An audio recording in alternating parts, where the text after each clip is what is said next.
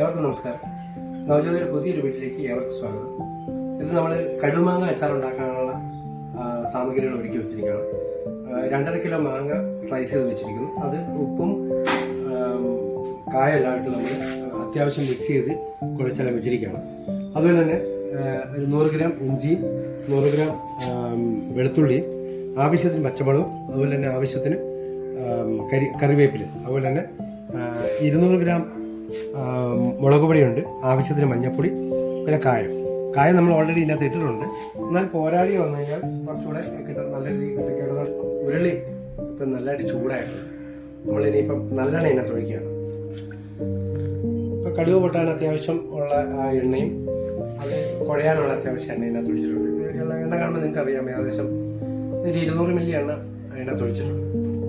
അപ്പോൾ നമുക്ക് ഒരു പിടി ഉലുവ ഇതിനകത്ത് നമുക്ക് നോക്കി എണ്ണ തിളച്ച് ഉലുവ പൊട്ടി തുടങ്ങിയിട്ടുണ്ട്.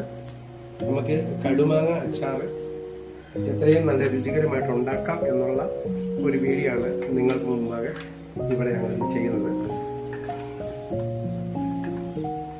നിങ്ങൾക്ക് കാണാം ഇപ്പം അത്യാവശ്യം ഉലുവ പൊട്ടി തുടങ്ങുന്നത്. നമ്മളിനി ഒരു പിടി കടുകൂടെ ഇതിനകത്തേക്ക് ഇടുവാണ്.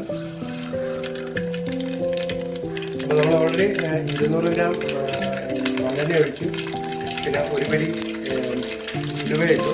അത് പൊട്ടിയതിന് ശേഷം നമ്മൾ ഒരു പിടി കടുകൂടി ഇട്ടു. ഇപ്പം അത് പൊട്ടിക്കൊണ്ടിരിക്കുകയാണ്. അപ്പോൾ നമ്മളിപ്പോൾ ഫ്ലെയിം വെച്ച് കുറച്ചു. നമ്മുടെ വെളുത്തുള്ളി ആണ് അടുത്ത സ്ലൈസ് ചെയ്ത് വെച്ചിരുന്ന വെളുത്തുള്ളി നമ്മൾ ഇതിനകത്തേക്ക് ഇടുകയാണ്. അപ്പോൾ അത് നോക്കണം. അപ്പോൾ ഇഞ്ചിയും കൂടെ നമ്മൾ ചേർക്കാം.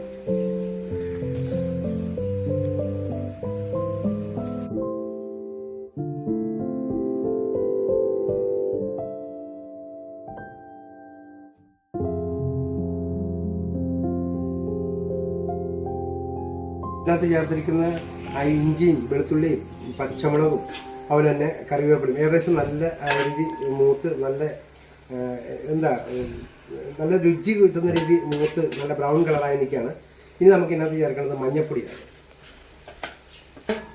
നമുക്ക് എരിവ് സമ്മാനിക്കുന്ന നമ്മുടെ മുളക് പൊടിയും കൂടെ ഇതിനകത്ത് മിക്സ് ചെയ്യാണ്.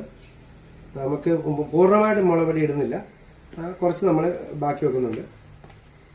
കുഴമ്പ് രൂപത്തിലാക്കി എടുത്തതിന് ശേഷം പിന്നെ ഫ്ലെയിം ഓഫ് ചെയ്തതിന് ശേഷമാണ് നമ്മൾ മാങ്ങ സ്ലൈസ് ചെയ്ത് ഇതിനകത്തേക്ക് മിക്സ് ചെയ്യുന്നത്. കാരണം ചൂടോട് കൂടി അപ്പം ഓൾറെഡി ഫ്ലെയിം ഉള്ള സമയത്ത് നമുക്ക് ഈ മാങ്ങ ഇട്ട് കഴിഞ്ഞാൽ മാങ്ങ വെന്ത് പോകും. നമ്മൾ ഓൾറെഡി ഉണ്ടാക്കുന്നത് കടുമാങ്ങ അച്ചാറാണ്. അപ്പോൾ കടുമാങ്ങ അച്ചാറിൻ്റെ ടേസ്റ്റ് ഉണ്ടെങ്കിൽ നമ്മൾ ഫ്ലെയിം എല്ലാം ഓഫ് ചെയ്തതിന് ശേഷം ഈ അരക്കിനകത്തിട്ട് ഈ മാങ്ങ സ്ലൈസ് ചെയ്തിട്ട് ഇളക്കി എല്ലാം സെറ്റാക്കി കഴിയുമ്പോൾ കുറച്ച് കടുകൂടെ പൊടിച്ച് വാരി അതിൻ്റെ പുറത്തോട്ടിട്ട് അതിന് സെറ്റാക്കി കഴിയുമ്പോൾ അടിപൊളി കടുമാങ്ങ അച്ചാറാവും. വെള്ളം ഇവിടെ വെച്ചിട്ടുണ്ട്. ആ വെള്ളം കൂടെ ഇതിനകത്തോട്ട് മിക്സ് ചെയ്യണം.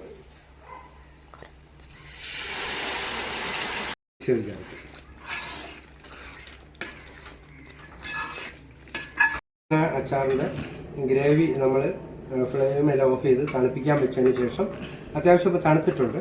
ഇനിയും നമ്മൾ പതിയെ നമ്മൾ സ്ലൈസ് ചെയ്ത് വെച്ച മാങ്ങായും ചേർത്ത് കൊടുക്കുകയാണ്. ഉപ്പിട്ട് തിരുമ്മി അതുപോലെ തന്നെ കായൊക്കെ ഇട്ട് സ്ലൈസ് ചെയ്ത് വെച്ച മാങ്ങയാണ് അത് ഇതിനകത്തോട്ട് മുഴുവൻ ചേർത്ത് നല്ല രീതിയിൽ ഇളക്കി പിന്നെ കരിവേപ്പിലയും കൂടെ ഇട്ടൊന്ന് സെറ്റാക്കി കഴിയുമ്പോൾ നമ്മുടെ കടുമാങ്ങ അച്ചാർ റെഡിയാണ്. പിന്നെ ഇതിന് മേലോട്ട് ശകലം കടുക് നല്ല രീതി പൊടിച്ചിട്ട് മേലോട്ട് ഒന്ന് തൂക്കിയാൽ മതി. ഇതിനകത്തൂടെ ഒന്ന് വെതറി അഴികൂടി ഇളക്കി എടുത്തു കഴിഞ്ഞാൽ നമ്മുടെ കടുമാങ്ങ അച്ചാർ അടിപൊളി. പിന്നെ കുറച്ച് കരിവേപ്പിലയും കൂടെ ഇടുന്ന് ഇളക്കി വെക്കുക.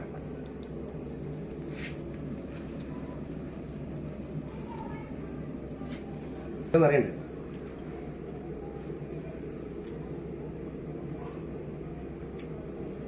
സൂപ്പറാണ്.